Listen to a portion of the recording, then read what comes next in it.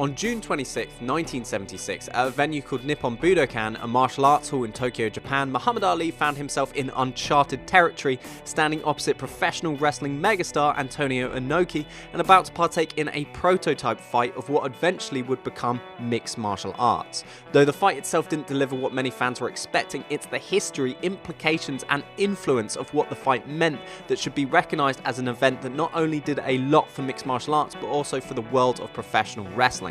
I'm Tom from MMA On Point and this is a retrospective, Ali vs Inoki. The origins of the fight against Inoki supposedly came around in April 1975, only months from his famous third and final fight with Joe Frazier at a party in the US. As it goes, Ali was introduced to Ikiro Yada, president of the Japanese Amateur Wrestling Association, and Ali, who was known for his promoter's mindset, apparently bragged to Yada, "Isn't there any Oriental fighter who will challenge me? I'll give him $1 million if he wins." And of course, this throwaway Ali line made its way into headline news over in Japan, and they ran with it. A challenge was officially issued, and it wasn't long until iron-jawed professional wrestler Antonio Inoki accepted. To many outside of Japan, a professional wrestler accepting a throwaway challenge from the heavyweight boxing champion of the world was pure theatrics, an attention grab, but the $10 million that Inoki and his backers were willing to put up onto the table was not. Ali was burning through cash with his various divorces, and following his fight with Frazier, it was rumoured that Ali was looking to retire, and the $6 million that the Japanese were offering him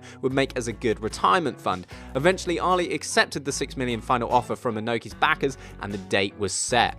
Muhammad Ali's history en route to this fight has been well documented, his rise to the heavyweight title and the cultural history he made along the way, but Antonio Inoki, now his history and the skills that he inherited may have played a key role in why the fight ended up as it did. Inoki had once been the protege of legendary professional wrestler and pioneer of realistic pro wrestling Rikidozan. Rikidozan became immensely popular in Japan by bringing national pride back to the country with a succession of wins against Americans, who would usually attempt to cheat. It was in these matches that Rikidozan would overcome these cheats by demonstrating a traditional Japanese fighting move and beat the Americans with his fighting spirit. Despite being known and loved for defeating Americans, Rikidozan's first major feud was with fellow Japanese star Masahiko Kimura. Masahiko Kimura had risen to fame as a judoka, competing in the sport all over the world, and is widely known for defeating Helio Gracie in a judo versus Brazilian jiu-jitsu fight, submitting him with a double wrist lock, hence where the name Kimura has derived from in Brazilian Jiu-Jitsu. The win saw a crowd of Japanese people run over and hoist Kimura up above their heads. And with the legendary win over the Gracies, Kimura was welcomed back to Japan with an offer to compete in a professional wrestling match against Rikidozan in his Japan Pro Wrestling Association. And it was orchestrated to see the two men draw and set up a series of rematches. This, however, did not occur. During the fight, Rikidozan decided to flip the switch, break the work, attack Kimura for real and knock him out cold. Whether or not Rikidozan planned to shoot or Kimura provoked him in any way is unclear, but what isn't was the fact that Rikidozan just knocked out the man who beat the Gracies. Professional wrestling had triumphed over judo, and Rikidozan had catapulted himself into greater stardom at the expense of Kimura.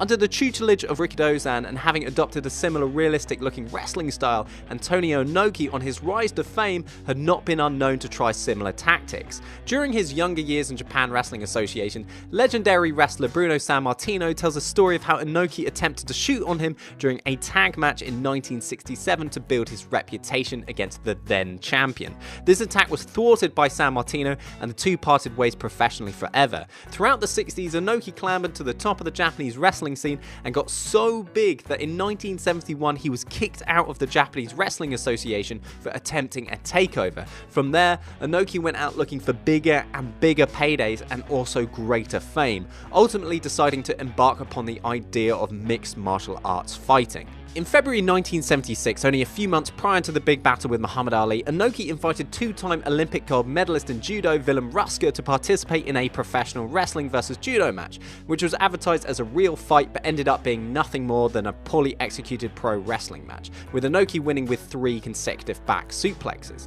On hindsight, it seemed obvious that Inoki was treating these scripted mixed martial arts bouts as a warm-up to the big battle with Ali, and coupled with Ali's promotion of the build-up to the fight, and if he can pin me down any time for the count of 3, he wins the match. Especially with former professional wrestler Freddie Blassie at his side, indicated that Ali thought nothing more of this bout than a scripted performance with a big payday, especially considering Ali's love for wrestling and crediting his gift of the gab to professional wrestler Gorgeous George. So at what point did this wrestling match shift into what it eventually became? Whether Ali was aware of it himself or not, there are plenty of people who insist that his handlers knew from the moment they signed on to fight Inoki and return for his $6 million, Ali was supposed to lose. And supposedly the original plan for the finish of the fight was Ali throwing a punch that would accidentally hit the referee and knock him out. Ali would stoop over the referee in concern, and while he was distracted, Inoki would knock him down with a kick to the head, and then the referee would ultimately come around and count Ali out. Upon learning this, however, Ali refused to take the loss. He had already taken a barrage of abuse from the media, exclaiming that competing in something like this would be disgracing the heavyweight boxing title, so arriving in Japan, after all this promotion, after all this abuse, losing was something that Ali just wasn't prepared to do. There was also speculation that Ali had learnt of the shoots that Inoki had instigated in these professional wrestling matches in the past, how his mentor Ricky Dozan had risen to greater fame at the expense of real athletes who had previously participated in such scripted fights. But according to Inoki's version of the story, the signed agreement was always for the two to engage in a real contest. But upon Ali and his entourage arriving in Japan and seeing Inoki train with brutal kicks and a violent ground game, Ali wanted out. Okay, so when do we do the rehearsal? Ali supposedly asked Inoki, only to get the answer, no, this isn't an exhibition, it's a real fight. With several different stories in the air, in the days leading up to the fight, all of a sudden Ali and Inoki began to renegotiate the rules, and a list of restrictions was imposed on Inoki. He would not be allowed to grapple with Ali, and would not be able to land any kicks unless he had one knee in contact with the mat, which is ironic considering the current rules. And so the day arrived, June 26, 1976, and no one knew what to expect. The rules hadn't been distributed to the audience, and the first biggest display of early mixed martial arts had somehow formed upon miscommunication. As a prelim to the bout, Chuck Wepner, an American professional boxer, took on Andre the Giant at Shea Stadium in New York City and displayed what many thought would occur in Japan, a scripted wrestling bout that ended with Andre the Giant throwing Wepner out of the ring and ultimately called off due to interference from Gorilla Monsoon. But as the bell rang to the main event, Inoki sprinted over to Ali to deliver a flying leg kick, which Ali dodged, and that's where the fight remained. Inoki unwilling to stand with the boxing world champion if he was unable to grapple, and Ali unwilling to go to the ground with zero ground game knowledge against Inoki. The fight went a full 15 rounds. Ali had thrown 6 punches, and the fight was conveniently announced as a draw. The leg kicks that Inoki threw throughout the fight did, however, leave Ali's legs seriously swollen, which led to an infection. Ali also suffered 2 blood clots that seriously affected his movements, and amputation was even discussed. Ali's personal doctor, who left him in 1977, refers to these leg kicks as the damage that changed Ali as a fighter, restricting his movements and rendering him unable to knock out any fighter thereafter. Even though these were sitting leg kicks, this kind of damage exposed the world to the value of leg kicks, and young and up-and-coming fighters took great notice, including Maurice Smith. During a bus ride around Kobe City ahead of Smith's first mixed bout for Pancrase, Ken Shamrock turned to him and said, "You're not a fighter, you're a specialised fighter." Smith conceded that Shamrock had a point. A specialised fighter only competes a certain way, a description that fit him as a kickboxer at the time as it fit Ali as a boxer back in 1976. The leg kicks that Inoki threw in the fight rendered the best boxer in the world utterly bewildered, which led Smith on a path to expand his knowledge of fighting outside of just striking. The significance of all of this is that this led Smith to the Lion's Den, where he met Frank Shamrock. The two created a friendship that saw one another trade striking and grappling knowledge, striking being something that the Lion's Den did small amounts of during training,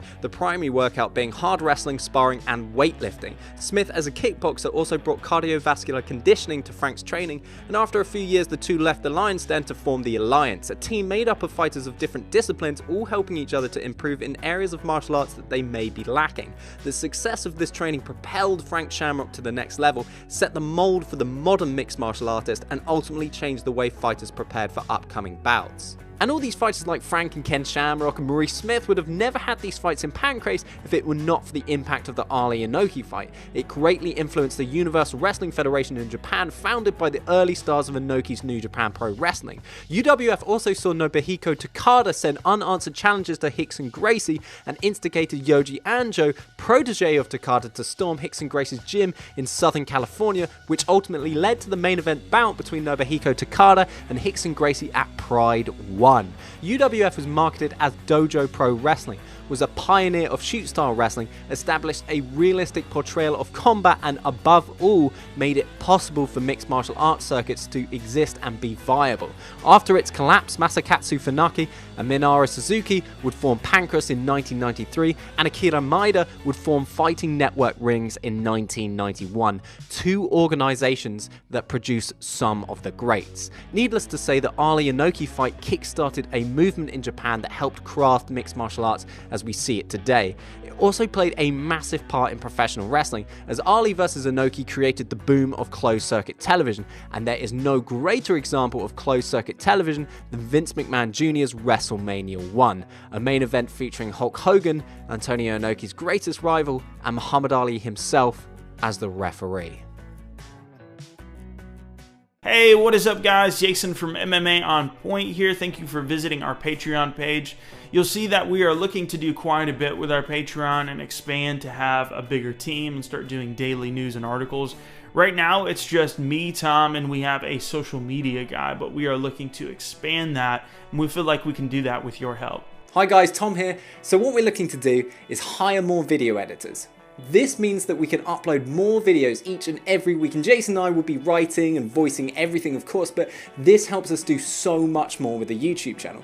We want to develop our website and begin to add more meaningful content in the form of news and articles. And we also want to travel. Now, I'm not talking about going to Barbados or the Seychelles or having a sweet candlelit dinner in some beautiful resort. No, we're talking about going to events. It's not just videos and writing. We want to be there, interviewing and covering events as officially credentialed members of the press. Our first big event will be International Fight Week for UFC 226. So basically what we're talking about is just $2 if you want to help out, and of course there are bigger tiers if you feel like you can help out from there, but everything you guys give us, it doesn't matter how small it is, makes a huge difference when we're trying to go to these events, trying to do these cool things. It really does help. So I appreciate you guys watching. Thank you for your time. Join the team if you can, and we will see you later.